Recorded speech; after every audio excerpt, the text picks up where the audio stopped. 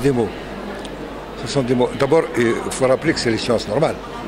La législature en Algérie dure 5 ans. La dernière, c'était 2007. Celle-là, c'est 2000. Pourquoi celle-là spécialement par rapport aux autres?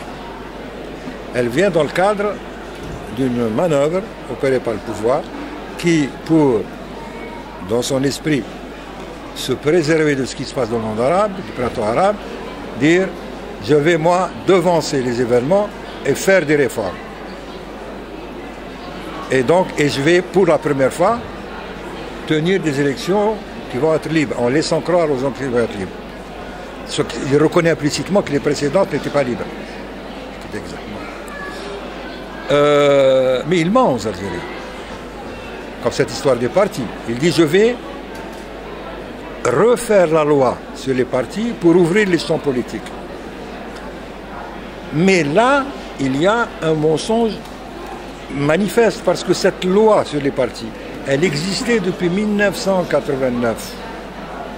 Depuis 1989, sur le plan des textes, le champ politique a été ouvert. Et ce qui s'est passé, c'est que cette loi a été violée, elle n'a pas été appliquée par le pouvoir. Donc, quand le pouvoir dit « je vais faire une nouvelle loi sur les partis », ce n'est pas pour ouvrir le champ politique, on pour le fermer. Et le cas du Front démocratique est exemplaire sur ce plan-là. Le Front démocratique a été fondé il y a 13 ans. De par la loi de 97, il a été approuvé par la loi.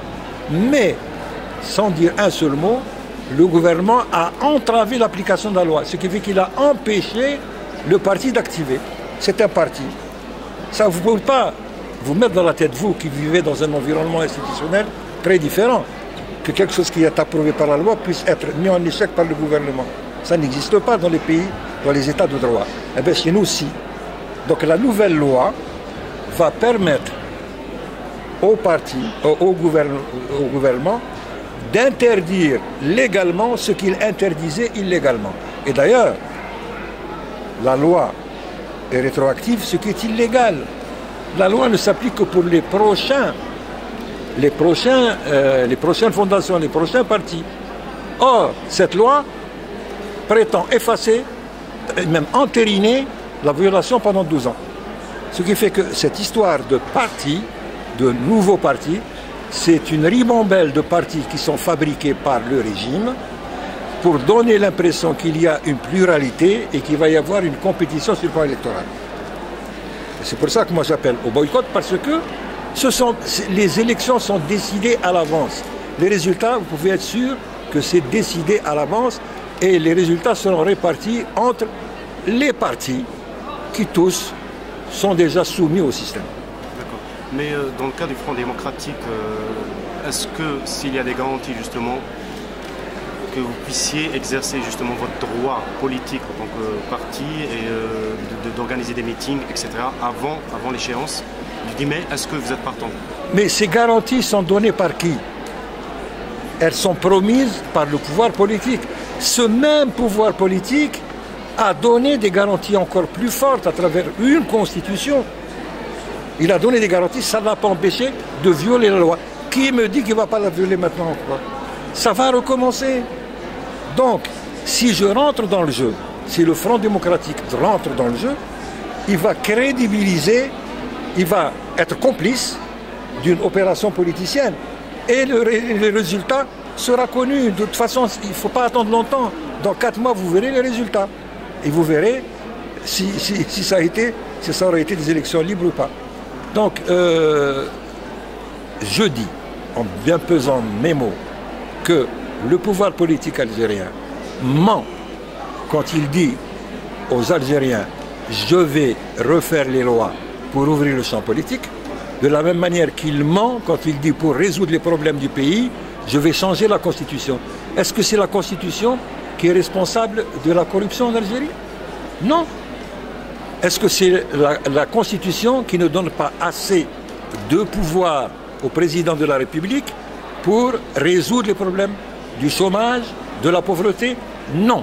Parce que la Constitution est une constitution, la Constitution algérienne, qui donne le plus de pouvoir à un président. Plus de pouvoir qu'un président des États-Unis d'Amérique aux États-Unis d'Amérique. Parce qu'en plus de ça, il n'y a que lui qui a le pouvoir. Les assemblées parlementaires, il n'y a pas l'équivalent du Congrès qui a des pouvoirs égaux au président. Donc, quand il dit « je vais changer la Constitution pour régler les problèmes du pays », il ment, puisque ces problèmes ne viennent pas de la Constitution. Ils viennent d'une absence de projet, d'une absence de projet politique de la part du pouvoir.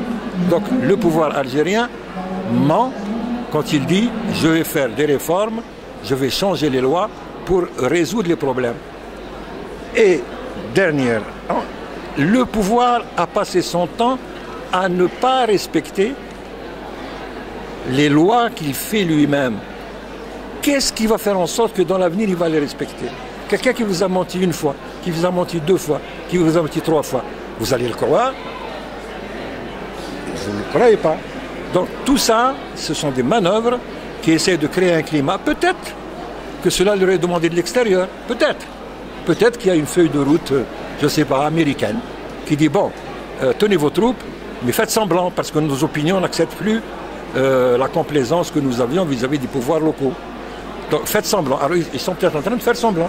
Mais justement, là, vous rejoignez un peu les déclarations de Louisa Hanoun concernant justement le Washington qui s'immiscerait dans les affaires politiques internes à l'Algérie. Je vous ai dit tout à l'heure qu'à l'exception de 2 ou 3 partis, tous les autres partis, sous l'apparence de partis nationalistes, ou de partis islamistes, ou de partis démocratiques, ou de partis trotskistes, ne sont que des appendices du pouvoir algérien et dans le cadre d'un scénario où les rôles sont distribués. Donc tout ça c'est un jeu. Ne croyez pas, quand on vous parle d'opposition de majorité en Algérie, que ça a la même signification que dans un pays comme la France, où il y a effectivement des règles du jeu. Il y a des lois qui sont respectées, il y a des partis qui sont autonomes, qui ne sont pas nécessairement des godillots du pouvoir, et qui, dans le cadre d'un rapport de force issu du vote populaire, se répartissent le pouvoir. Nous ne sommes pas dans cette situation-là. Donc, je ne peux pas rejoindre je suis vraiment totalement dans une autre logique. Parce que nous avons affaire à un pouvoir qui vous demande ou d'être soumis ou d'être empêché d'activer politiquement. Si vous voulez avoir les faveurs du pouvoir, il faut lui être soumis, il faut lui obéir. Et ça, c'est une erreur que commet le pouvoir politique. Parce qu'il prétend, il croit, le pouvoir politique algérien, croit qu'il peut faire marcher la société en donnant des ordres.